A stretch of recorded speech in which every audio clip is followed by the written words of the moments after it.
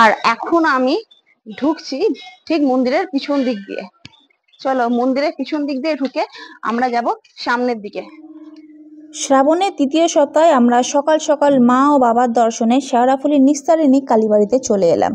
আর এই ব্লগেতে তোমরা মাতা নিস্তারিণী মন্দির সম্বন্ধে কিছু অলৌকিক ঘটনা জানতে চলেছ, তাই পুরো ভিডিওটার শেষ পর্যন্ত সঙ্গে থেকো বন্ধু। এখানে পুজো সামগ্রীর দোকান আছে, আর এখানে পুজোর ডালা পাওয়া যায় 20 টাকা, 30 টাকা, 50 টাকা। আচ্ছা, ধন্যবাদ। সিঁড়ি দিয়ে উঠেই সামনে গাছের তলায় নন্দী মহারাজের সাথে ভোলা বাবা দর্শন করে ডান দিকে ঘুরেই দেখবে হাড়িকাঠ, যেখানে প্রতি অমাবস্যা এবং যখন যখন ভক্তদের মানসিক থাকে তখন তখন এখানে ছাগ বলি দেওয়া হয়। হাড়িকাঠ পার করেই নাট মন্দির। এখানে অনেক দোকানপাট বসে। নাট মন্দির দেখে বোঝা যাচ্ছে এখানে রক্ষণাবেক্ষণের বড়ই অভাব। যাই হোক, সামনে মায়ের গর্ভগৃহ। মাতা নিস্তারিণী পঞ্চমুণ্ডির আসনে তামার বড় পাপড়িওয়ালা পদ্মের ওপর 2 হাত মাথার ওপর তুলে মহাদেবের বুকের ওপর দাঁড়িয়ে আছেন। কোষ্ঠী পাথরের এই দক্ষিণাকালীর রূপ সত্যিই মন কাড়া।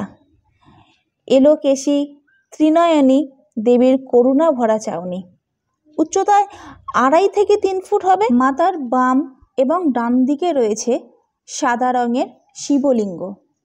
আছেন এখানে বহু প্রাচীন কোষ্ঠী পাথরের তৈরি মহিষাসুর মর্দিনী, শহীদ লক্ষ্মী গণেশ এবং শ্বেত পাথরের তৈরি মা অন্নপূর্ণা।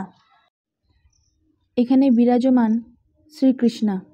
শ্রীকৃষ্ণ বিগ্রহের উল্টো দিকেই রয়েছেন মাতা তুলসী। সকালে এবং বিকালে মাকে লুচি ভোগ দেওয়া হয়। এই মন্দিরের ইতিহাস খুঁজতে গিয়ে জানতে পারলাম বহু যুগ আগে শেওড়াফুলি তখন সারাফুলি নামে পরিচিত ছিল। শেওড়াফুলির রাজা ছিলেন রাজা হরিশ্চন্দ্র রায়। তিনি ছিলেন পরম ধার্মিক, নিষ্ঠাবান এবং দেবী কালিকার ভক্ত। কিন্তু তিনি একবার স্ত্রী হত্যার দায়ে জড়িয়ে পড়েন। অনুতপ্ত ও অনুশোচনায় জর্জরিত রাজা কাউকে কিছু না জানিয়ে আত্মহত্যার লক্ষ্যে বেরিয়ে পড়েন। কোনো এক অজ্ঞাত কারণবশত তিনি আত্মহত্যা না করে জঙ্গলে জঙ্গলে ঘুরে বেড়াতে থাকেন। ক্রমে রাত্রি ঘনিয়ে এলে ক্লান্ত রাজা এক বৃক্ষতলে আশ্রয় নেন এবং ঘুমে ঢলে পড়েন। নিদ্রাকালে রাজা হরিশ্চন্দ্র দেবীর স্বপ্নাদেশ পেলেন। যে শিলাখণ্ডটির ওপর তিনি শুয়ে আছেন সেটি দিয়ে যেন গঙ্গা তীরে একটি মন্দির নির্মাণ করেন এবং সেখানে দক্ষিণা কালীর মূর্তি স্থাপন করেন। হতচকিত রাজা ঘুম থেকে উঠে দেখলেন তিনি যার উপর শুয়েছিলেন তা সত্যিই এক শিলাখণ্ড। অতঃপর রাজা রাজ দরবারে ফিরে এসে রাজ কর্মচারীদের জঙ্গল থেকে ওই শিলাখণ্ডটি নিয়ে আসার আদেশ দেন।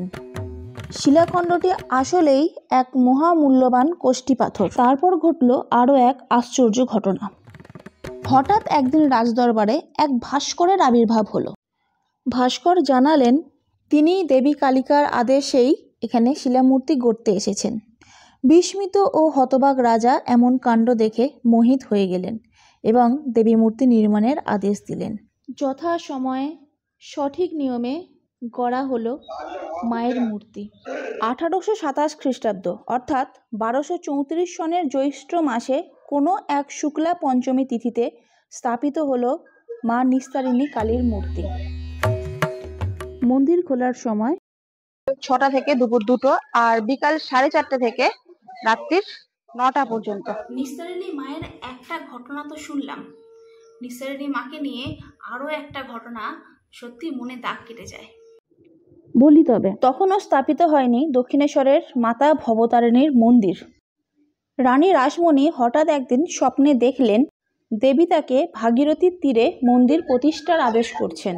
দেবীর আদেশ মতোই মন্দির নির্মাণের লক্ষ্যে রানীমা প্রায় দিনই গঙ্গা বক্ষে বজরায় করে ঘুরে বেড়াতেন এবং খুঁজতেন মন্দির নির্মাণের জন্য মনের মতন এক স্থান।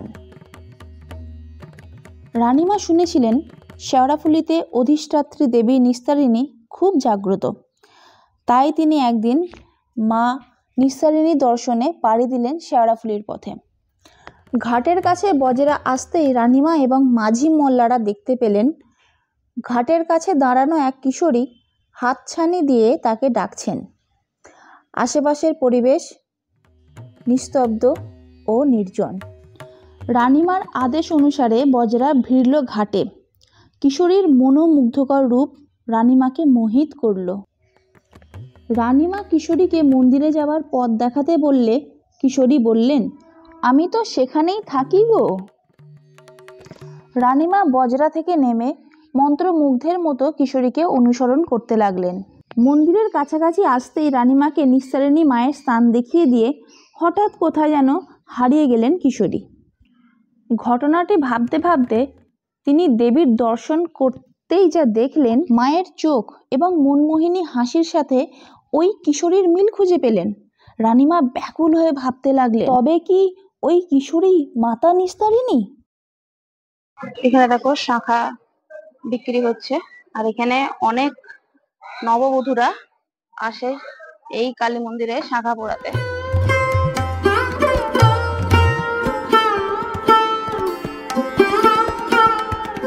দেখো আশেপাশে অনেক দোকান পেয়ে যাবে, এখানে সমস্ত ঠাকুরের সামগ্রী বিক্রি হচ্ছে। মন্দিরের সিঁড়ি দিয়ে নেবেই ঠিক সামনেই আছে গঙ্গায় যাওয়ার রাস্তা।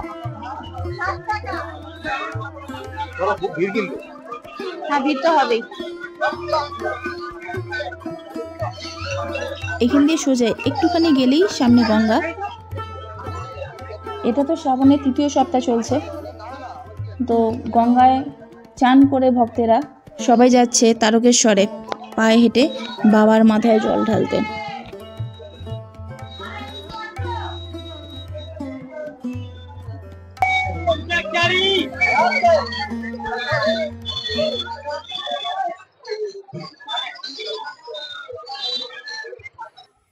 তো এবার বলি, তোমরা এইখানে আসবে কি করে? যারা হাওড়া দিয়ে আসতে চাইছো, হাওড়া থেকে শেওড়াফুলি দূরত্ব মাত্র 22 কিমি। হাওড়া স্টেশনের যে কোনো মেন লাইন লোকালে চেপে পড়ে মাত্র 9টা স্টেশন পরেই চলে আসবে শেওড়াফুলিতে। আর যারা কটলাইনের দিক থেকে আসবে তারা প্রথমত কামারকুণ্ডু স্টেশনে নেমে উপর লাইনের যে কোনো ট্রেন ধরে তোমরা খুব সহজে চলে আসতে পারো শেওড়াফুলিতে, অথবা তোমরা বালি স্টেশনে নেমে আপের মেন লাইনের যে কোনো ট্রেন ধরে চলে আসতে পারো শেওড়াফুলি স্টেশনে। আর শেওড়াফুলি স্টেশনে নেমে মাত্র 2 মিনিটের হাঁটা পথ বাজারের ভিতর দিয়ে যে কাউকে জিজ্ঞাসা করবে তারাই তোমাকে মা নিস্তারিণী মন্দিরের আসার পথ বলে দেবে। তো এই ছিল আজকের ভিডিও। মায়ের দর্শন করে তোমাদের কেমন লাগলো অবশ্যই এটা কমেন্ট করে জানিও। আশা করছি ভিডিওটা তোমাদের ভালো লেগেছে। যদি ভালো লেগে থাকে তো অবশ্যই একটা লাইক করে দিও। তোমাদের চেনা পরিচিত আত্মীয় পরিজন যারা যারা মায়ের মন্দিরে আসতে চাইছে তাদের সঙ্গে ভিডিওটাকে শেয়ার করে দিও। আর যারা যারা এখনো চ্যানেলটাকে সাবস্ক্রাইব করোনি বা ভাবছো সাবস্ক্রাইব করবে, তারা এক্ষুনি চ্যানেলটাকে সাবস্ক্রাইব করে পাশের বেল বাটনটা বাজিয়ে পাশে থেকো বন্ধু। যদি কিছু ভুল ত্রুটি হয়ে থাকে তো ক্ষমা করে দিও। ফিরছি খুব শীঘ্রই ভ্রমণ ডায়েরিতে আরও এক নতুন ভিডিও নিয়ে। মা নিস্তারিণী তোমাদের সকলের মনস্কামনা পূরণ করুক। টাটা।